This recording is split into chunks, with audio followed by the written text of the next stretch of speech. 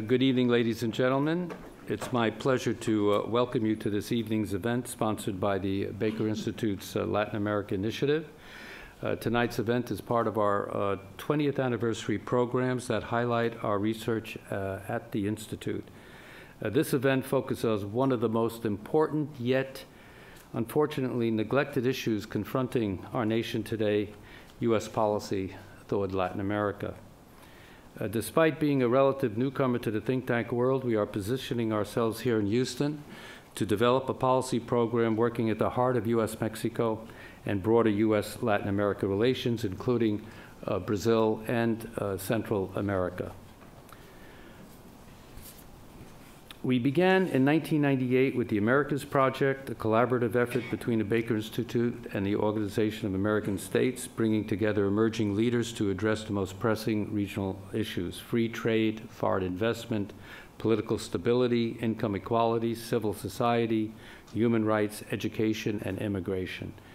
Our most recent conference last October, led by Erica de la Garza, continued this successful program with a focus on developing green economies in the Americas.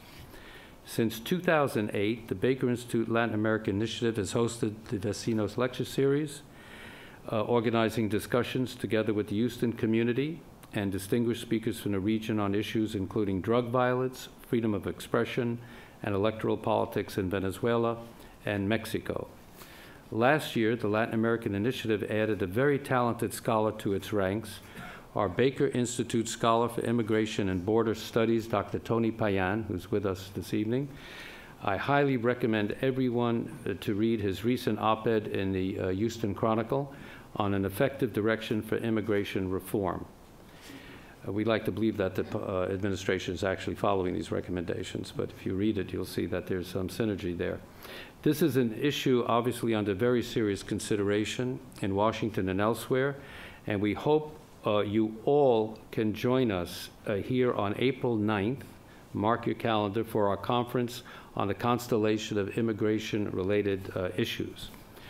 Tony has added an intellectual core of policy research for our Latin America initiative to collaborate with other of our noted experts here at the Institute, Dr. Mark Jones, who's also here, the head of the Political Science Department, who's an expert on Central America and on local domestic Hispanic political issues, Dr. Nathan Jones, a new recruit in drug policy and the Mexican cartels, and Dr. Ken Medlock, directing our Center for Energy Studies and the synergy between the United States and Latin America on key energy matters. Tonight's speaker has added even more prominence to the Baker Institute's Latin America program. Governor Bill Richardson served as a two-term governor of New Mexico, seven-term congressman of New Mexico's 3rd District, U.S. ambassador to the UN, and Secretary of Energy. He almost has as many positions as our honorary chairs, former Secretary Baker, but I'll let them compete since they're sitting next to each other. You can fight it out. After leaving office, he has remained committed to international peace and dialogue through the Richardson Center for Global Engagement and work as a special envoy for immigration and economic development at the OAS, the Organization of American States. He also is sometimes seen traveling on sensitive missions to places like North Korea and Cuba without buying traveler's insurance. But he always comes out of it. So, gentlemen, ladies and gentlemen, please welcome Governor Bill Richardson to our podium.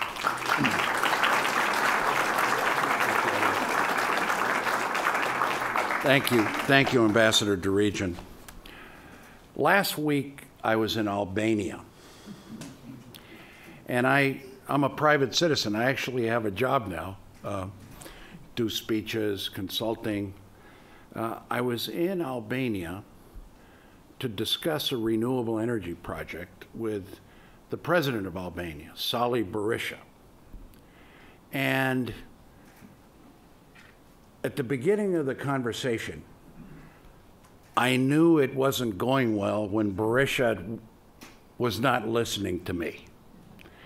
He kind of was gazing and seemed uncomfortable. You can tell that when you have a lot of meetings with foreign leaders. And he says, Governor, you're my friend, but we don't agree on this project. But let's talk about something we agree on. James Baker. You know, he was the liberator of my country. And I see you're teaching there. I said, well, I advise him.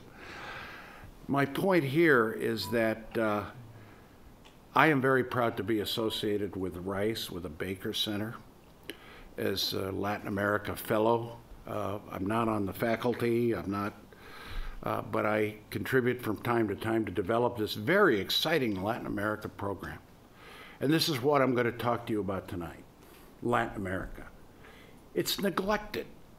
You know, people, it's not the priority of the United States. It's the Middle East, it's China, it's North Korea, it's proliferation, it's Asia, it's the TPP in China. Okay, fine.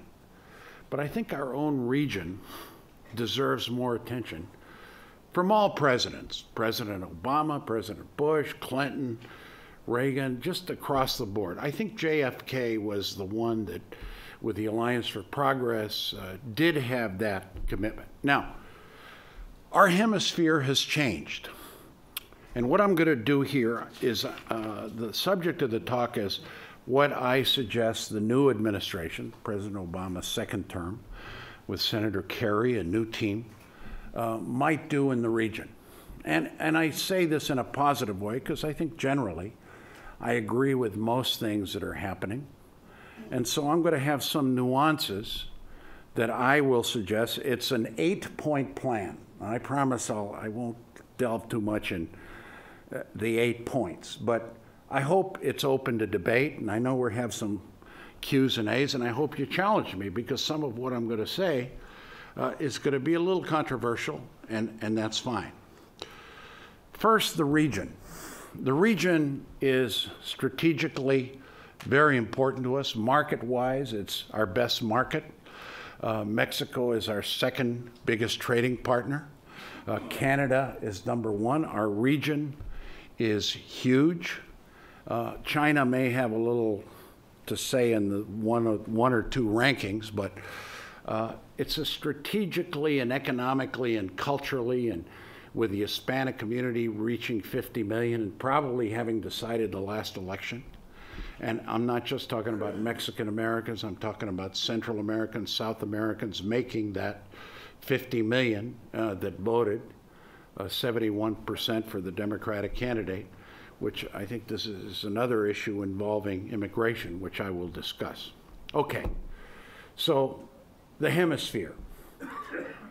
There's a debate in Washington going on that usually does not happen today. The debate is usually, why don't we spend enough time in Latin America? We should spend more time. I'm an advocate there. But there's also a growing body of policymakers saying, you know, things aren't going too well for us in the region. We should concentrate on the Middle East, on Africa, on other parts of the world, on Secretary Baker and the region's Middle East, you know, get that process revived. And I'm for that. But the debate is because look what's happening around the region. We don't have too many friends in Venezuela with Chavez, and, you know, maybe he's not going to be around, but Nicolás Maduro, the vice president, is not exactly an ally of the U.S., and he's probably going to succeed. Let's look at Ecuador. What's happened there? New president was just reelected 2 days ago. He ain't very friendly. He's not very friendly with the press either. Bolivia, Evo Morales, indigenous president, expel the U.S. ambassador along with the Ecuador president. Nicaragua, Daniel Ortega. Things ain't going too good. You go to Argentina.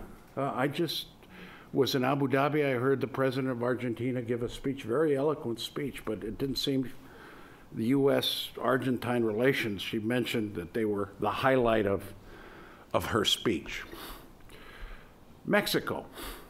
The relationship is good and solid, but it's changing. So I'm talking about an apex of countries. So then, who are our real buddies there? Well, I think that's changing too. You're seeing Latin America reach out to China, to Europe. This summit in Chile 2 weeks ago, all the Latin American leaders lined up with all the European leaders. They had 60 heads of state.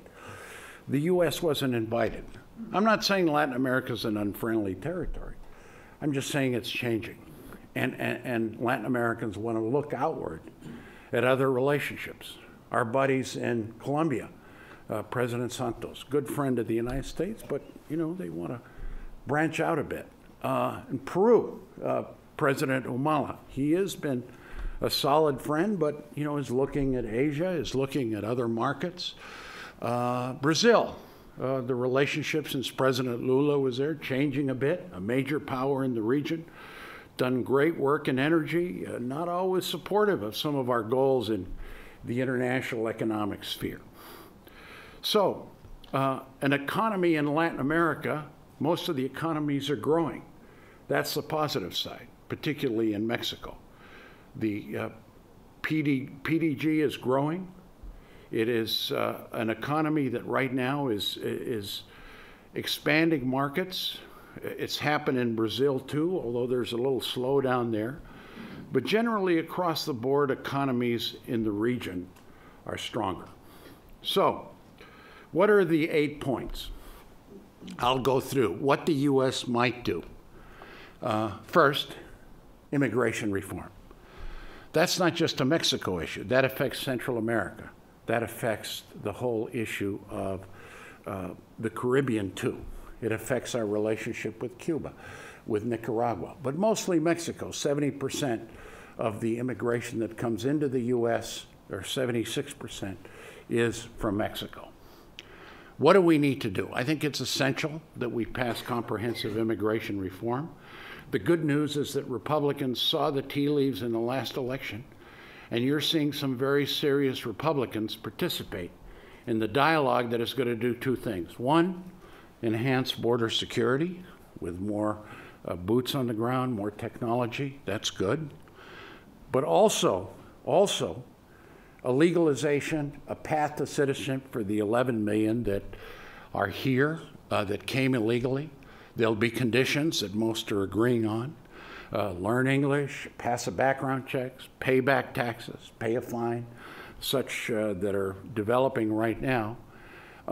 Bipartisan efforts that are ongoing, that are solid, and that hopefully by the end of the year will lead to an immigration reform bill. However, I see a big problem as a Hispanic American, as somebody that wants to see this happen. And you can also already see the tea leaves in my party and some of the negotiations of the Republican Party. And that is this, which I hope doesn't happen. But I think it's going to be a major challenge. There are those in the bipartisan leadership in the Congress that want to link border security to legalization. What do I mean by that? They say there's got to be, number one, a decrease in border flow, an increase in border security before anybody gets a path to citizenship. And the path to citizenship, some of the compromises are not years, but decades before you get the green card or you get some kind of certification that you can stay here. So I worry about that linkage. How do you measure border security getting better? I mean, I was governor of New Mexico. It was manageable, but what are you going to have, numbers? Or anybody can come up with numbers that satisfy their cause. So I'm worried about that linkage. And I hope it doesn't take place, but negotiations are just starting. And my hope is that the president has basically not linked the two, but he's holding back on his proposal. He may not submit it. But I worry about submitting proposals like the healthcare reform proposal and not having your own White House plan. Leave it up to the Congress. I worry. I was in Congress 15 years, so I know a little bit of the pitfalls. So I'm concerned about that immigration reform, but I think it's necessary. Policy-wise, it makes sense, and it affects not just Mexico, but entire Central America, the Caribbean, That is issue number one. Number two, the U.S.-Mexico relationship. Very important. A new election in Mexico. The PRI is back. Enrique Peña Nieto has assumed the presidency, and things are going very well. I was just in Mexico. He's brought the political parties together. He passed a labor reform bill. He's talking about energy, diversifying energy. I met with the president of Pemex. They're talking about joint work with the United States on natural gas, on renewable energy. There's talk about real poverty-related programs, income inequality. I know it's early, but I think this is good. Here's where I think we need to reboot the relationship with Mexico. Whenever we talk about Mexico, and I want you all to think about this, what is the first thing we think about? We think about violence, drug, the cartels. We think about the bad side, the border, you know, it's dirty, and New Mexico and Texas, you know, there's just a mess. We need to reboot the relationship to talk and deal with some of the issues that I think we have common ground. That common ground is more trade. That common ground is potential renewable energy agreements. That common ground is offshore energy that could happen. And that common ground is also issues relating to governance and civil society. That's what I think we need to do. Is it going to happen? I think it's going to be gradual. But the change here is not just going to come from the U.S. side. I think you're going to see a more nationalistic Mexico, a more nationalistic PRI that's going to say, okay, U.S., you know, on the issues of the Plan Mexico, the Plan Merida, you know, there's too much law enforcement, too much helicopters. Let's relate more to reduction of violence, to treatment. Let's find ways to deal with your problem, the demand side on the U.S. What are you going to do? I think you're going to see more of that. You're not going to see, okay, we'll take the Plan Merida, thank you, U.S. I think you're going to see a stronger, aggressive Mexico. And I think for us that is good in one sense. And in another sense, what we want, I believe, Mexico to do, I don't know what Secretary Baker thinks about this, but we want leaders in the hemisphere that can think about regional economic issues, regional political issues, not necessarily do our bidding, but be out there playing on the major issues in the hemisphere: free trade, Cuba, human rights, governance issues, corruption. In other words, have other reformers in the region. And I think Mexico can fulfill that role. But I see some very good movement there, and I'm hopeful. I know there's a lot of skepticism. Oh, the PRI, you know, the dinosaurs are back. This is a young cadre. I met with a president, the head of Pemex. He's 38 years old. I think he's got about 18 Harvard degrees, or Rice degrees, not a Harvard. I don't know if he has Ivy League degrees, but he's 38 years old, and the guy is a reformer. And I was encouraged by what he said about openness and transparency, and he just had an explosion at Pemex, and he was dealing with it and talking to us. So that's number two, the U.S.-Mexico relationship. Number three, Cuba. You know, that issue stays forever. It's like one of those bad dreams that nothing changes. Everybody says the same thing, and I'm going to say the same thing. I don't think the embargo makes any sense. You know, get rid of it.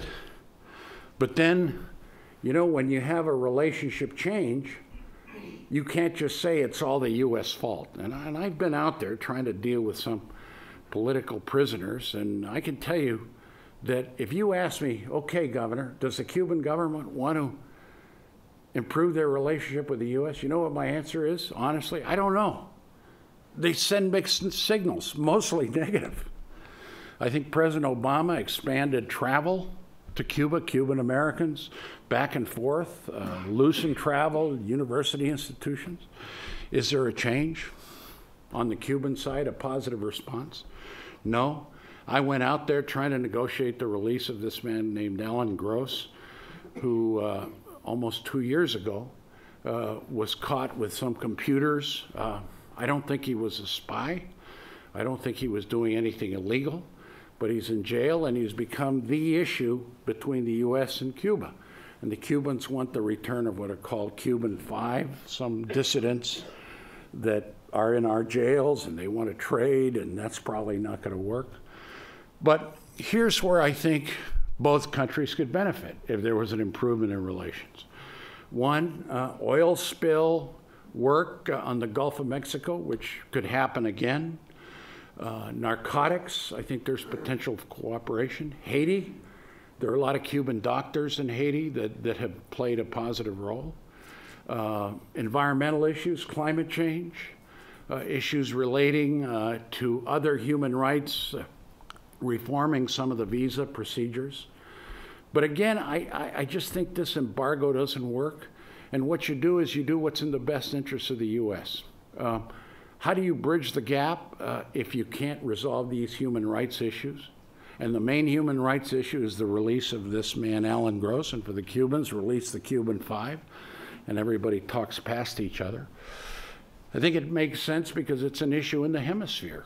And President Obama, in the last summit in Colombia, all the Latin American countries said, you know, why do we continue this tension with Cuba? Well, let's find a way to resolve it. So that's one that requires, I think, some thinking. I don't have the answers.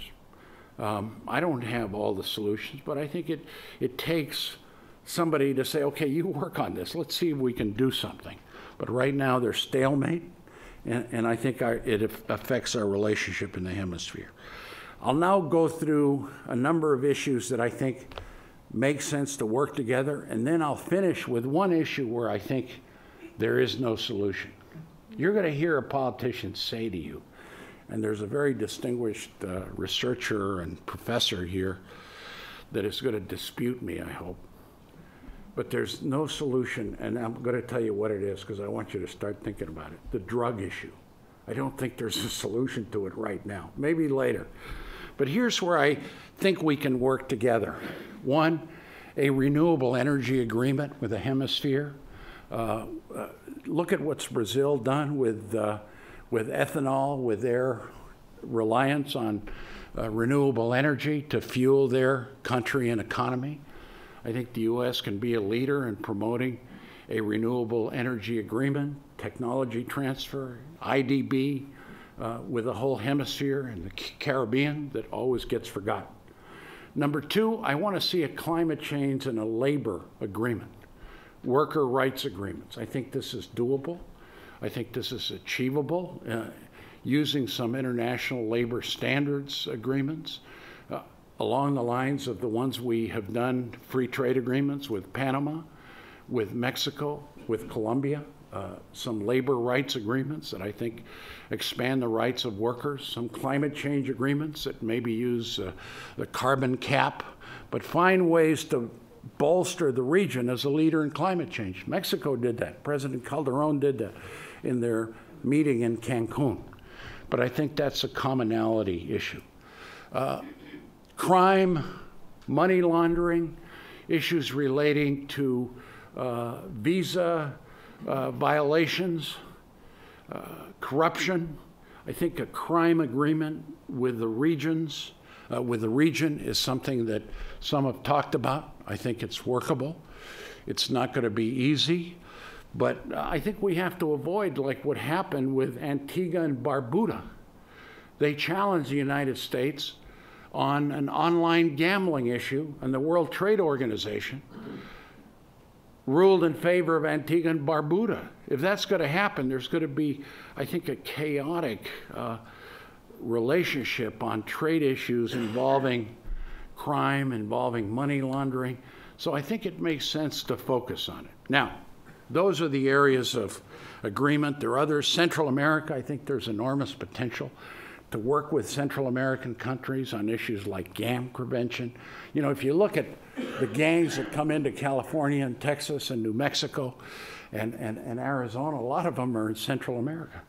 And I think if we have some job creation programs, focus AID and some of our agencies in giving these kids hope, jobs, some way that it's done jointly. The Inter-American Development Bank, the World Bank is working on some of these. I think this is the future, at least in the Central American region with our border, and you're seeing a lot of American border governors like this. Okay, so I'll finish not on a negative note, but with the drug issue.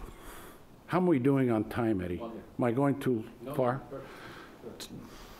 And by the way, you got the professor here, Hodes, who's doing great work. Let me tell you what tropical diseases on the border. Your Baylor and Rice are doing great work here, and somebody needs to focus on it because it means a lot of children, it means a lot of families in the border area, and I just was educated. I didn't know about this, you know, and I'm supposed to know something on Latin America. I didn't know. He told me. He's a PhD. Okay, here's the unresolvable problem. Drugs. You know what? We've spent billions on drug prevention, on coca production in Latin America, in Pakistan, in Peru, in Bolivia, more money for helicopters, law enforcement, increased penalties. And you know what? The war on drugs is not working. The solutions, you get more kids, more people addicted. The demand in the U.S. doesn't go down. So what are the two solutions that are talked about? One is, and I was convinced by the doctor, by Dr. Jones, who's here, about some ways to make it better here at the Baker Institute. But I'll tell you what the two solutions are. One solution is legalization. I sat on a panel recently, Secretary Baker in Rio, with 6 or 7 ex-presidents, many of them your friends from Latin America. They're all for legalization now. When they were in office, they weren't for it. I was the only one against legalization because I said it's not going to work. Law enforcement's not going to be for it. Oh, but you know, Colorado and in your Washington State, they did it, and you did it, Governor Richardson, medical marijuana. I did, but that's different. That's medical. It's not liberalization of marijuana. And well, if you just do marijuana and not cocaine, I said, I don't think it's going to work. Maybe it'll happen in the future. Policy-wise, maybe it makes sense, but the political will and the politics are not there. So let's focus on some things that you can make better. Okay, so if you're not going to legalize, make the existing programs work better with Peru, with Mexico. Plan Merida, focus more. And I think you can do some things like more funds for prevention in our country, for education, treatment. Okay. Maybe in Latin American countries too. Maybe we can do more in the area of focusing on governance in Latin America. You know, train the courts better for dealing with these issues. Drug courts. Okay, I tried to do that in New Mexico. It got a little better. But I think this is a problem that isn't a solution. Plus, I have yet to find somebody to show me that legalization, statistics-wise, leads to less use of drugs. I haven't seen it. Maybe it does exist. You know, I travel a lot, so I don't read much. Well, I do read, but that's my view of the region. I think it's a wonderful region. I appreciate all of you being here and supporting the Baker Center that's trying to build this center, and you're perfect for this in Houston. I don't know why. I'm glad that they're doing something, Ed and Secretary Baker and Emil Pena over there, a leading Hispanic who worked for me at the Department of Energy. And they still ask me, well, what did Emil do for you? I said, I don't know. No, I'm kidding. He was my advisor. He knows a lot about energy. So here at the Baker, Houston, you're a center of energy. You're a center in the border. You've got great medical facilities where Latin Americans come. You've got 100 consuls. I think we have some consuls here, don't we, Eddie? From where? All over. Oh, here. No, right at this. ¿De dónde? Tell Peña Nieto I said some nice things about him, eh? Brazil, you know, great. Wow, we got the powers here. All right, so Ed, do we have some, ¿usted también? Switzerland. Oh, Switzerland. You know, the Swiss always, I do a lot of stuff with political prisoners, and the Swiss always help us. Thank you. You always intervene for us. You try to help us in countries we don't have relationships with. Thank you. So, Eddie, how do I just take questions? Yeah, I'd love to. Do you want to do that? Thank you very much.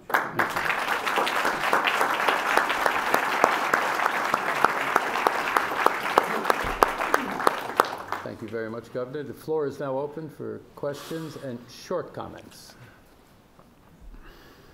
There. Recently, Venezuela devalued. Could you tell us your take on that? Their currency. Yes. Well, Venezuela is having serious economic problems because of the commitments President Chavez made to many countries about their oil supply. I mean, you go to the Caribbean and you see a lot of Latin American leaders saying, well, you know, in a way, we appreciate that Chavez has helped us with our oil, but the promises he made on aid and more oil are just not there. Their economy's in trouble. Is it going to fall apart? No. Did Chavez win the election legitimately? I think so. I think so. This last race, because he showered funds on the poorest of the poor there, and there are a lot of Venezuelans that way. Will his vice president, Maduro, if he takes over, be able to win another election? I'm not sure. I think this new guy, Capriles, may surprise people. Now, why did they devalue? I think the economics are such that they had to do it. Now, one thing of the U.S.-Venezuelan relationship on oil and investment has changed very little, especially oil. You know, Venezuela is a member of OPEC. Their oil comes in, there are threats, but it doesn't happen. So when it comes to resources and money, the economic relationship with Venezuela is pretty good. Yes, Governor. Could you share with us some insights and thoughts as far as conventional energy, Mexico, particularly the deep water, the long border, and maybe more working together? Yes. I think we can work together. One, I think a lot of the best renewable energy projects can be on the border. Right now, the Texas, New Mexico, Arizona, California border, I think the most potential financing need, that's the best place. Doesn't mean you restrict it there, but I've seen some studies that show the strength. Secondly, Mexico is expressing a big interest in biofuels, and I think you're seeing a lot of companies from Spain, from Europe, take advantage of that. I think the real opportunity is in deep water drilling, safe deep water drilling, not just in the Gulf, but on the other side of California. And Mexico has signaled an openness of that taking place. And then lastly, the privatization. What does it mean when people say the privatization of Pemex? Look, it's not going to become private. Forget it. But there is potential for joint exploration, contracting with American and foreign countries, with natural gas ties. Politically, it's going to be not easy to get through the Mexican Congress a clean privatization bill, but a process of moving it towards more private sector joint operations is very solid. There are people who wonder about certain aspects of immigration reform, and that is the attachment, the Hispanic agenda to it, our emotional and geopolitical attachment to the Latin American countries. But let's say in a theoretical situation, we suddenly get flooded by immigrants from Southeast Asia. Flooded. I don't know personally how they would get here, but let's say they did get here. There's an amazing population surpluses there. Will immigration reform take care of future problems like that, where people may not have the advocacy that Hispanic illegals have? Well, see, in my comment about comprehensive immigration reform, what is also being considered by the Congress is to reforming the legal immigration system, which is also a mess because of red tape, because of bureaucracy, not enough staff. A lot of legal immigrants coming in from Europe and Southeast Asia are not getting through because the processing takes so slow. You know, our consulates abroad are like, they're deluged. And then they send a paper to the US and it's worse. So it's not just a matter of staffing, but some procedures need to be improved. There's also the H-1 visa. I mean, we have an opportunity to keep engineers and software engineers and PhDs that want to stay here, and they can't because of this immigrant visa mess that we have, and that enhances our economic security because you have these trained people staying in America. So that has to be reformed too. So the comprehensive reform bill includes border security, includes the issue of the path to citizen to the 11 million. It includes fines for those that are hiring illegally.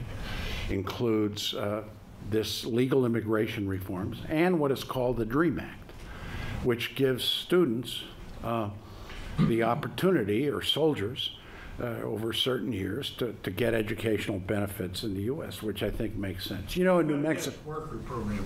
Guest worker program. Yeah, that's right. You know, in New Mexico, I caught a lot of grief because I did the DREAM Act my first year, like 2004. And then I did licenses for illegal work. Boy, I caught grief nationally.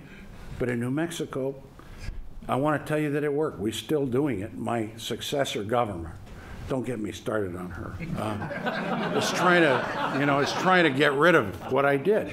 And that is, we did, you know why we did the licenses for undocumented workers? One, it integrates them. They move in and are more part of society. Two, it helps with traffic accidents.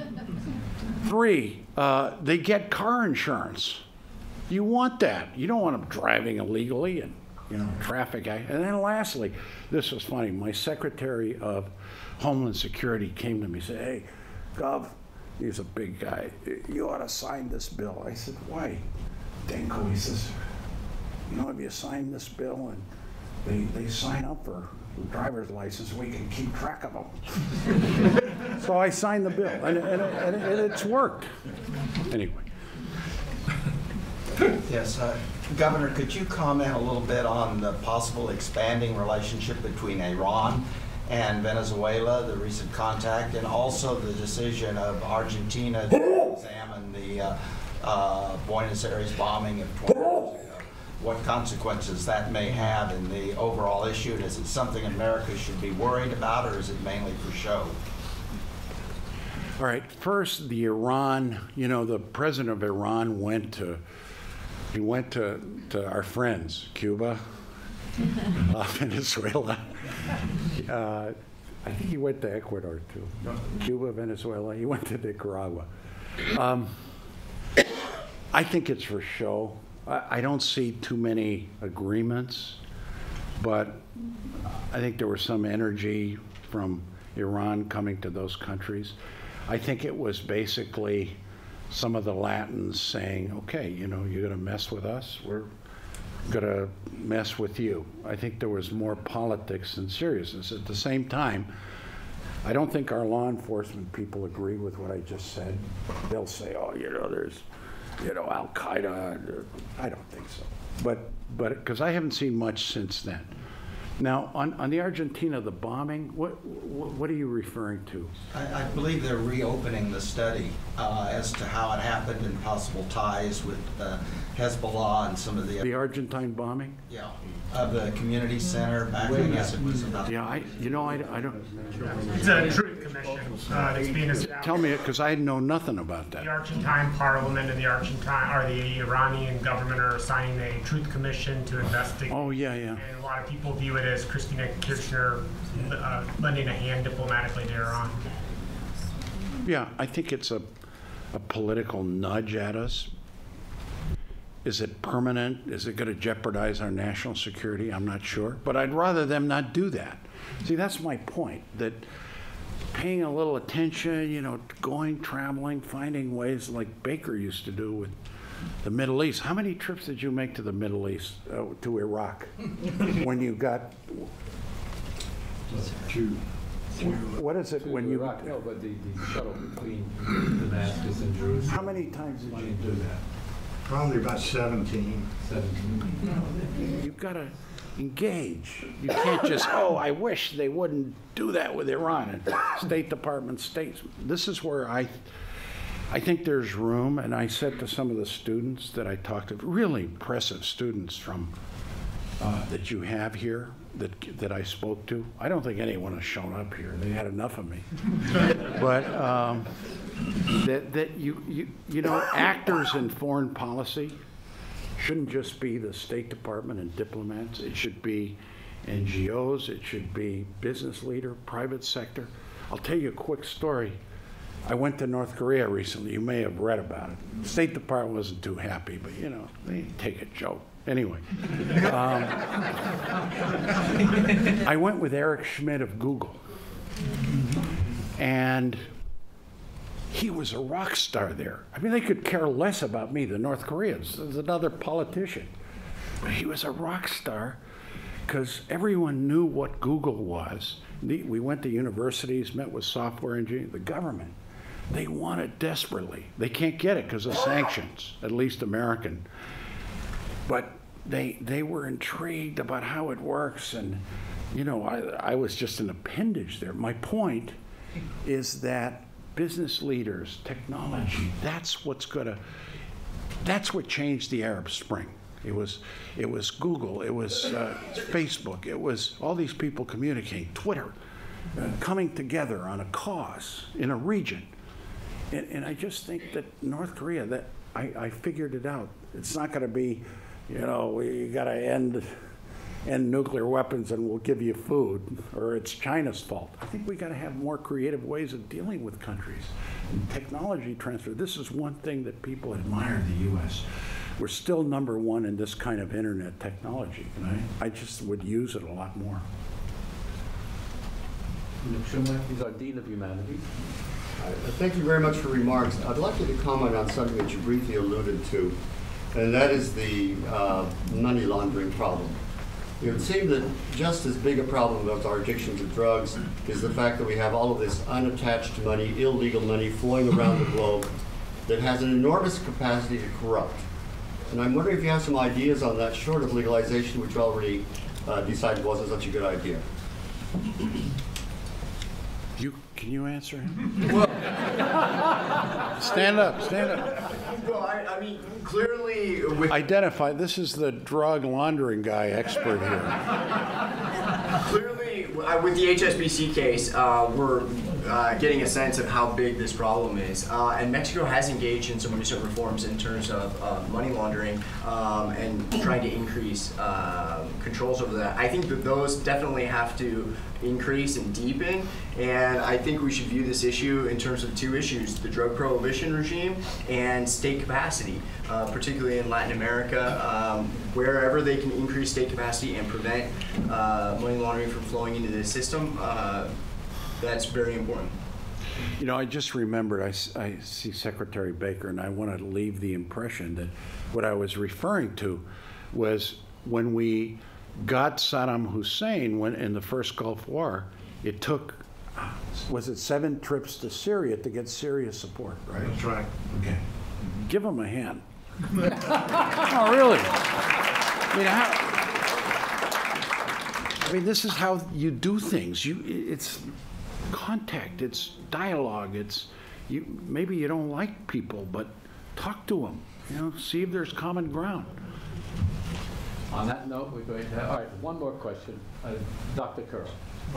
I would like to come back and grapple with drug policy a bit. No one knows whether if you give more people more opportunities or more kinds of opportunities to ruin their life, that they will take advantage of them or not.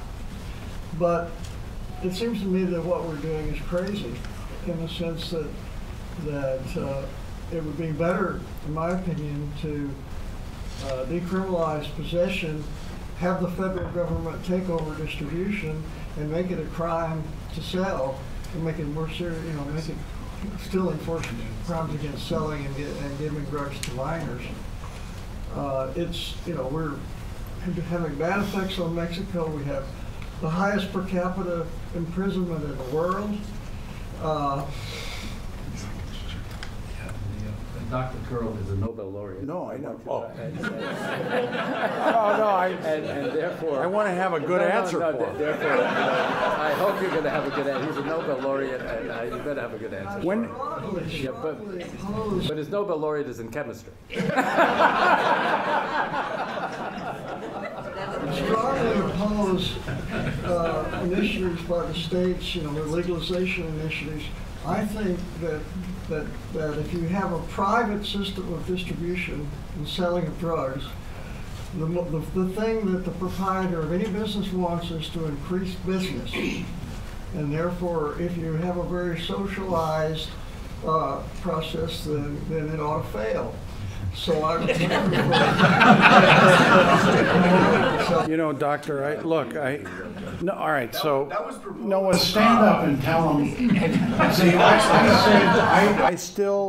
I think I've heard a good option. I heard a couple, but I still think this is a problem that short-term unresolvable, but maybe there is a better way.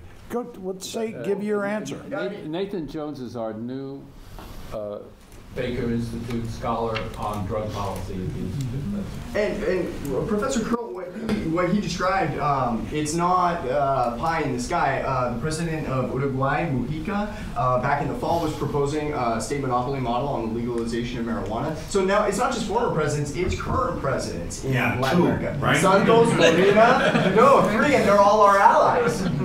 It's not just the crazy lefties, right?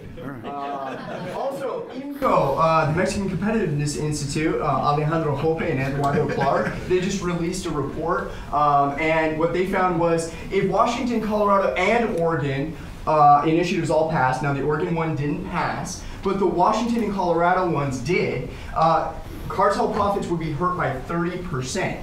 That's not a small fraction of the problem. 1/3 of the problem in terms of organized crime-related violence would be addressed through Washington, Colorado, and Oregon. Now, Oregon was left out. The other thing is, Governor Richardson mentioned he passed medical marijuana in his state. We've got 18 states, and if you include also the District of Columbia, that now have medical marijuana essentially legal.